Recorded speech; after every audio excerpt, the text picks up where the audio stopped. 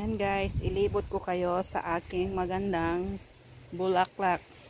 Ang tawag dito guys ay, sabi nila sa Pilipinas, melendres daw. Ayan guys, o ginawa ko yan. Yan, DIY. Bote ng milk. Mga plastic guys. Magagawa nyo kung ano yung mga DIY sa mga plastics guys. Yan. Tapos ayan na siya. Ito yung melendres. Bulaklak. Yan. Mas mahangin guys. Parang ulan. Yan. Full of blooming flowers. Yan.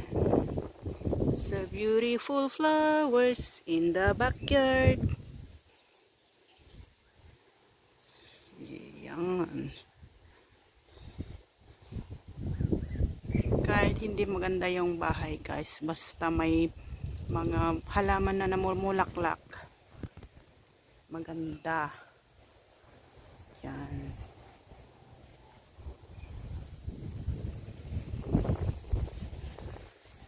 Yan guys, actually ayan, maraming puno ng melendres, kaya lang hindi pa namukadkad yung mga bulaklak. Parang ano pa lang, pabuka pa lang. Yan o, ganito yung ano nila. Tapos bukas bubuka na yan. Ayan. Nung Christmas guys, parang dito, parang malakas yung hangin at ulan. Tapos ayan nagtumba.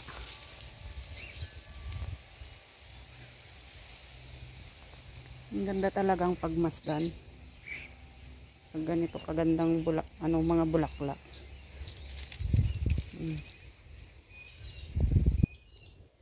Wow, pwede nang gawing bouquet. Yung mga may paborito ng kulay pink dyan, ayan guys, napakaganda. Wut. Yan. Dulo hanggang dulo hanggang sa taas doon. Puno-puno ng mga bulaklak. Madali lang nito guys, magpatubo. Putulin lang yan, sanga na yan, tapos ilagay lang doon sa may lupa, sa may pot. Tutubo na yan. Depende na lang. Kung hindi talaga green thumb, hindi talaga makakapagpatubo. Sa Pilipinas nito guys, ang hirap magpatubo. Pero dito sa akin, itutusok ko lang dun sa lupa, tutubo na. Yan. Yan.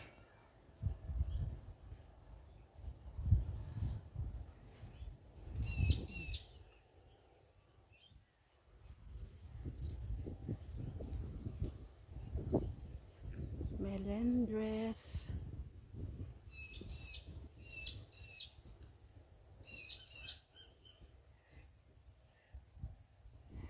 Grabe.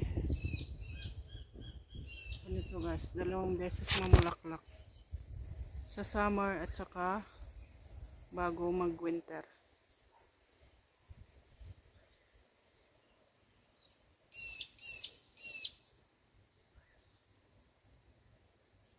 Gandang pagmasdan talaga.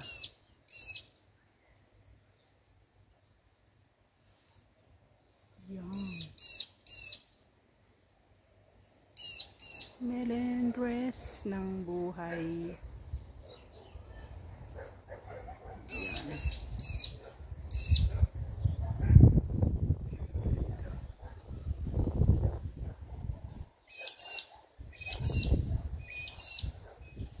Okay guys, if you like this video, don't forget to like, share, and subscribe.